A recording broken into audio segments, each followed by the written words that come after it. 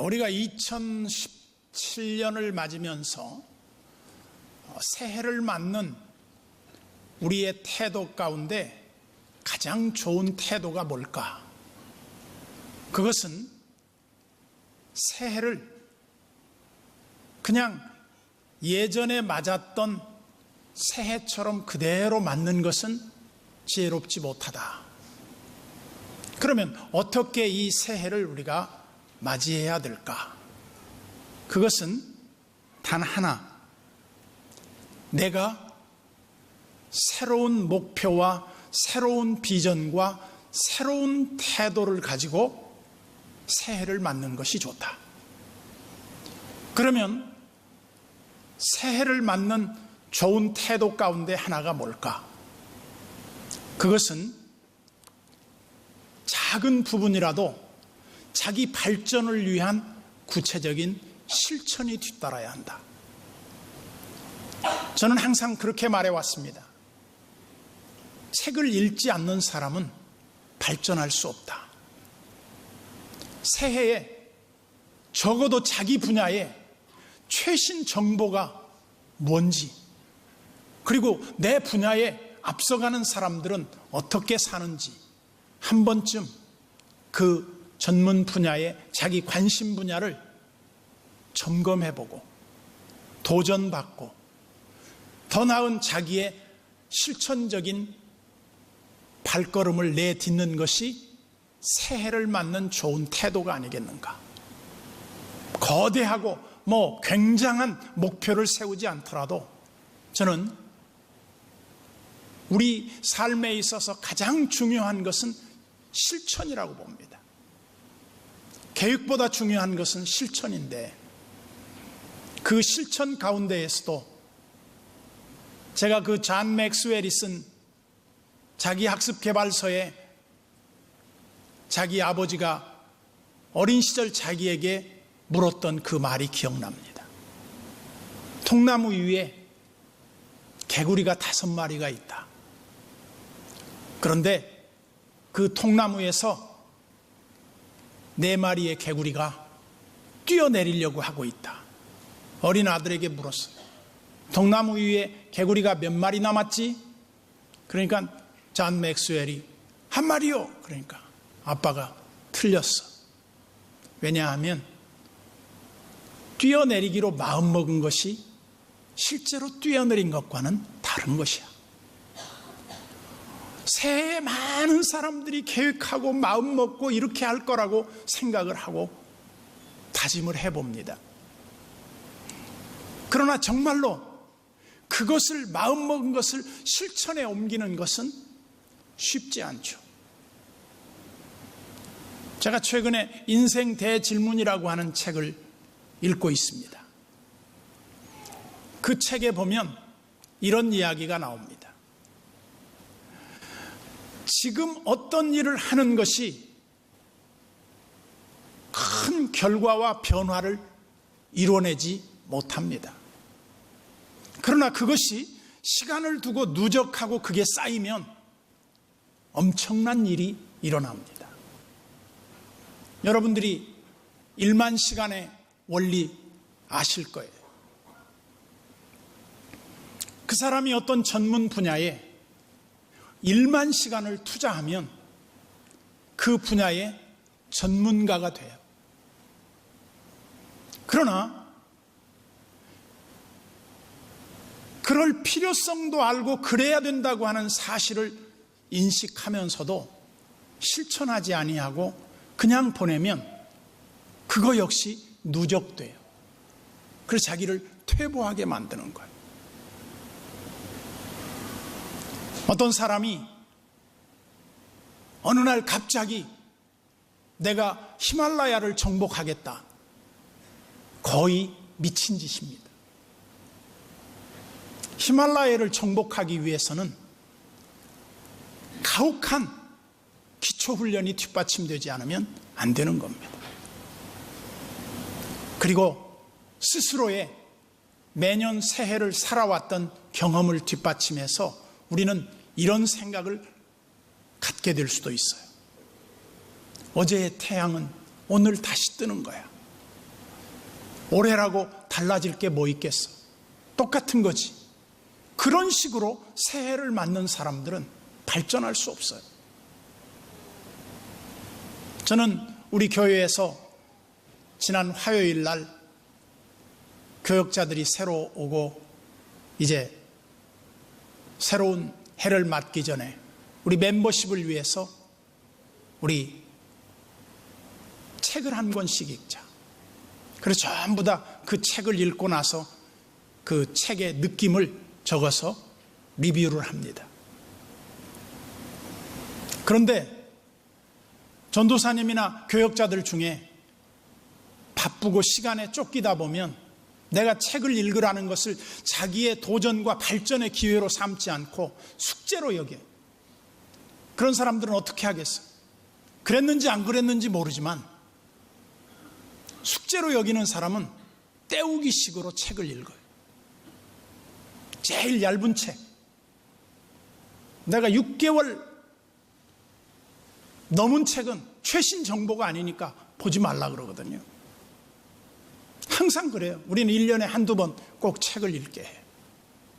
근데 어떤 사람은 얇은 책, 읽기 쉬운 책, 별로 우리의 화제도 될 수 없는 책을 읽을 수 있어요.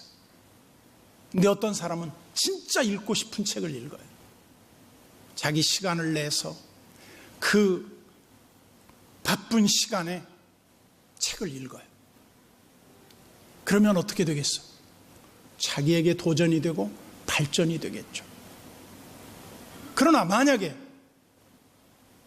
책 리뷰하기 전에 책 소개한 데 가서 하나 따다가 놓고 책 대충 넘기면서 때우기 식으로 했다. 아무런 유익이 없어. 저는 적어도 책을 어떻게 봐야 되느냐? 나는 그 책 속으로 들어가라는 겁니다.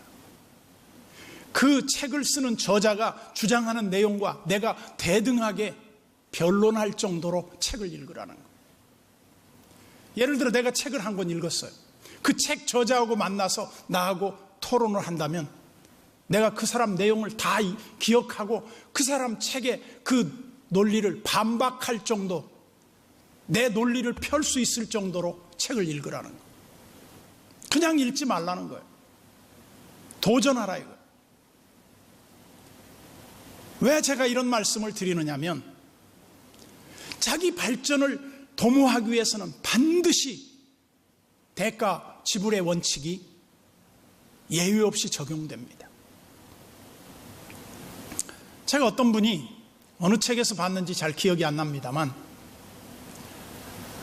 남극에 가는 분이 하나 있었어요. 남극에 가야 되는데 남극을 가기 전에 그 사람이 준비할 게 너무 많은 거예요. 그래서 갈라파고스인가요? 거기 가서 적응훈련하고 또 남극에 가서 그 갇혀있는 세계 속에서 공동체 훈련을 어떻게 할지, 그 추위, 배고픔, 여러 악조건 속에서 자기가 생존할 수 있는 그런 훈련을 해요. 그리고 남극을 갔다 왔어요. 이 사람이 남극 가는 것부터 철저하게 준비를 해서 갔다 왔는데 너무나 준비한 예상 외에 많은 예측 못할 상황이 펼쳐지는 거예요. 그때 거기에서 자기가 국내에 돌아와서 이런 말을 합니다. 내가 남극에 갔다 온 이후에 나는 어떤 악조건 속에서도 살아남을 수 있다. 그리고 내가 어떤 일을 하는 것도 부끄럽지 않다. 생존에 대한 강인한 DNA가 그 사람 몸에 쌓인 거예요. 이런 사람들은 평범한 사람들과 비교했을 때 훨씬 경쟁력을 우위에 점하고 있다. 2017년을 맞는 사람들이 평범하게 맞으면 안 돼요. 저는 여러분들이 먼저 2017년을 그냥 세월을 허송하는 한 해로 만들려고 하지 마십시오. 반드시 2017년은 내게 있어서 어떤 도전의 한 해가 됐고 내 발전의 도모에 어떤 한 페이지를 남길 것인가, 구체적인 자기 비전과 꿈을 설정하십시오. 그렇게 되면 2017년이 여러분들에게 있어서 먼 훗날 좋은 자기 인생의 보약과 같이 한 페이지를 남겨줄 겁니다. 여러분들 중에 지난 몇 년 동안에 내가 지난 몇 년 동안 뭘 했지? 의미 없이 계속 지나가 버렸다고 하면 그 삶은 여러분들이 삶을 산 것이 아니라 허비한 것이 되겠죠. 성경은 세월을 아끼라 그랬어요. 그 아끼라는 단어의 의미를 보면 내 노력을 주고 사라는 의미가 있고요, 그것을 쟁취하라는 의미가 들어있어요. 다른 말로 하면 그냥 시간이 흘러가도록 놔두지 말고 내게 의미 있는 시간으로 바꿔놓으라는 겁니다. 그러면서 우리가 자기 고정관념의 틀에서 벗어나라. 저는 예수님께서 이 땅에 오셔서 누가복음 5장 30절에 보면 바리새인과 서기관들이 그 제자들을 비방하여 이르되 너희가 어찌하여 세리와 죄인과 함께 먹고 마시느냐. 여러분, 먹고 마신다, 이게 뭐냐면 식탁교제거든요. 누구와 함께 식사하느냐 굉장히 중요합니다. 요즘 혼밥족들이 많다고 그래요. 요즘 트렌드가 보니까 혼밥족들이 비록 혼자 밥은 먹지만 한 손으로 스마트폰에 계속 문자를 통한 교신을 하고 있대요. 오늘날 어떤 면에서 보면 현대인들이 너무 외로운 거예요. 고독한 거예요. 누구도 나에 대해서 관심 가져주지 않는 것처럼 외로운 시대를 살고 있는지도 몰라요. 이제 앞으로는 부모와 자식 간의 관계가 굉장히 소원해질 거라고 보더라고요. 일본에서 젊은이들이 직장도 안 갖고 결혼도 안 하고 혼자 사는 거예요. 부모 밑에서. 그런 사람들을 일명 캥거루족이라고 하더라고요. 그런데 지금은 어떠냐? 지금은 혼자 독립을 해서 같은 공간에서 같은 부류의 사람들이 서로 나눠 쓰고 서로 공동체를 이루고 산대요. 그러면서 명품을 비싸니까 살 수 없어. 그래서 빌려 쓰는 시대가 됐대요. 우리나라도 그게 지금 거의 일반화되고 있는 추세라고 들었어요. 앞으로 이 시대가 어떤 시대가 올지는 모르지만 저는 여러분들이 세상을 따라가는 시대가 아니라 세상을 거슬러서 하나님의 나라와 그 뜻을 이루기 위한 반발이 필요한 시대가 됐다.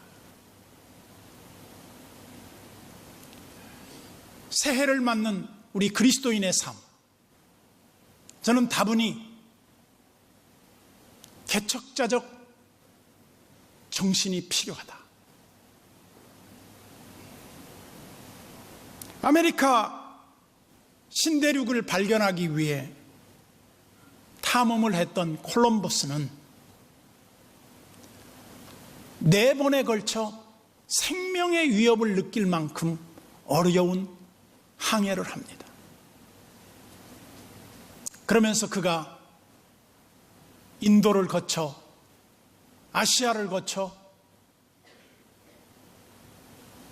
이 지구를 탐험합니다. 그리고 그가 나중에 보면 남아공 케이프타운을 그 가장 위험한 파도가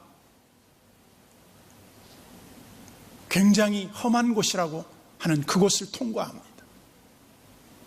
그리고 그가 나중에는 대서양을 건넙니다. 대서양을 건널 때 그 같이 간 탐험 일행들은 한결같이 뭐라고 말했냐면 돌아갑시다. 더 이상 모험하지 말고 돌아가자는 거예요. 그때마다 콜럼버스가 한 말은 딱 하나였대요. 전진이다. 그러면 선원들은 두려움에 빠져서 늘 이렇게 말하곤 했다고 그래요. 저 바다 끝에 가면 낭떠러지가 있을 텐데 우리는 거기 도달하는 순간 다 떨어져 죽을 겁니다. 그때 콜럼버스가 이렇게 말했다는 거예요. 만약에 투표로 내가 대륙을 발견하는 것을 선원들한테 물었다면 한 번도 통과되지 못했을 것이다. 마지막에 그가 모든 탐험을 마치고 이사벨이라고 하는 여왕에게 보고를 할 때 제가 아메리카 대륙을 발견한 것은 수학의 힘이나 항해술 때문이 아니라 내 믿음 때문입니다. 나는 반드시 거기에 대륙이 있다고 믿고 갔을 뿐 어떠한 위험도 문제 삼지 않았습니다. 여러분들이 비행기를 타고 가다가 비행기가 저 러시아 그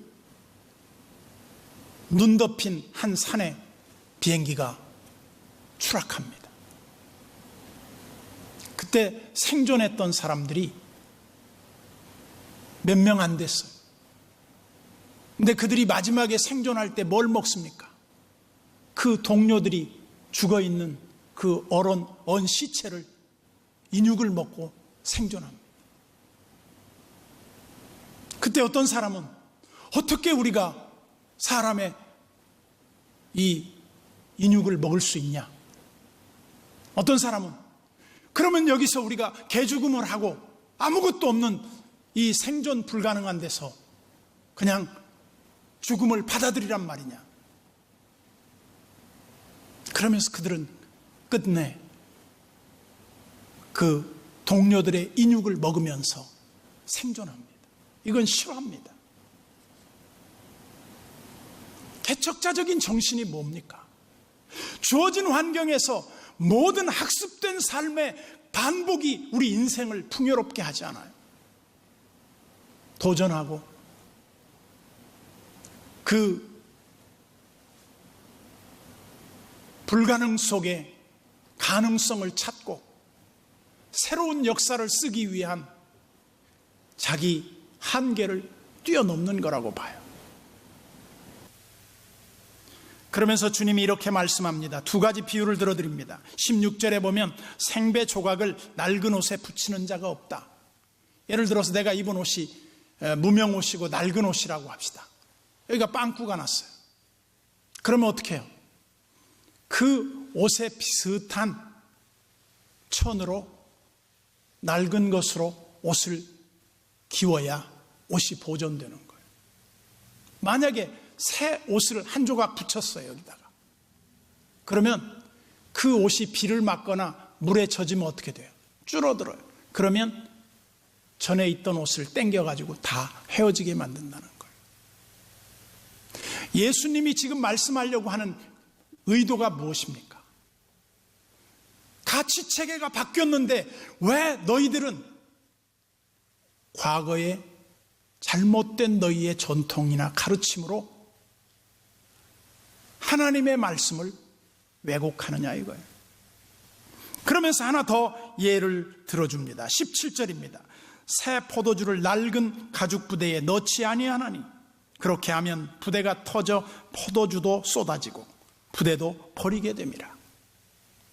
여러분, 예수님 당시에 물을 담거나 술을 담는 도구는 짐승의 모든 내장을 꺼내고 각 부분을 다 묶어서 거기다가 짐승의 모가지 부분을 끈으로 묶어서 보존하는 물통이나 술통으로 사용했던 겁니다.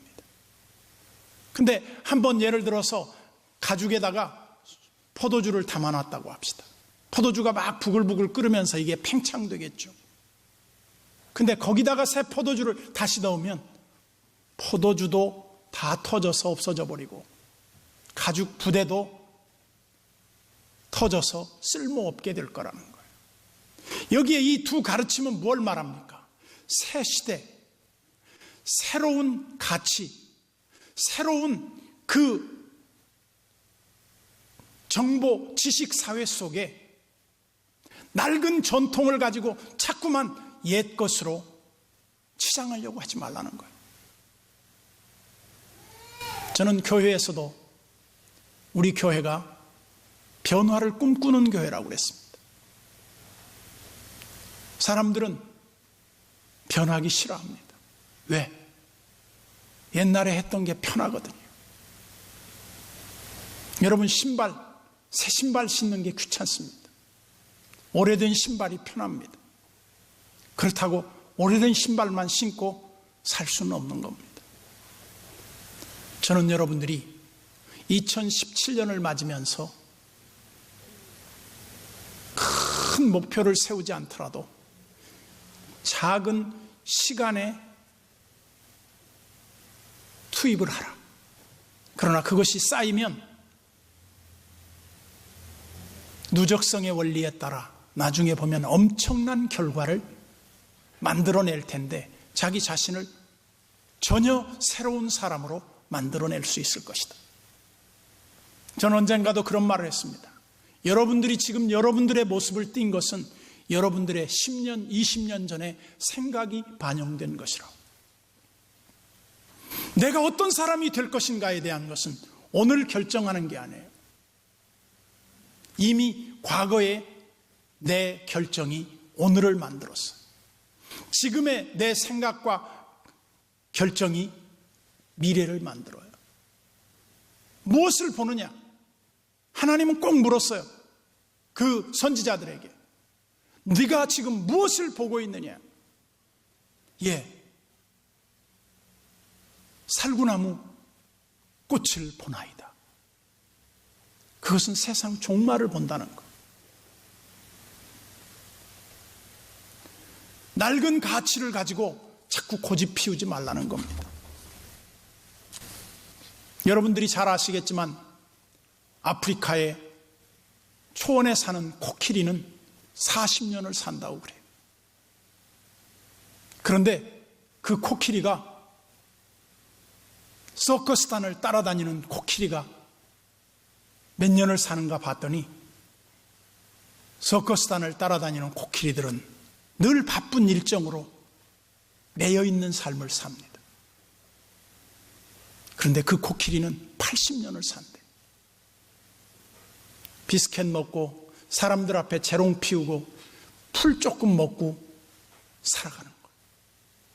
초원에서 마음껏 자고 싶을 대로 자고 놀고 싶을 대로 놀고 속된 말로 개길 대로 개기면 그 코끼리는 40년을 못 살고 죽어버린다는 거예요.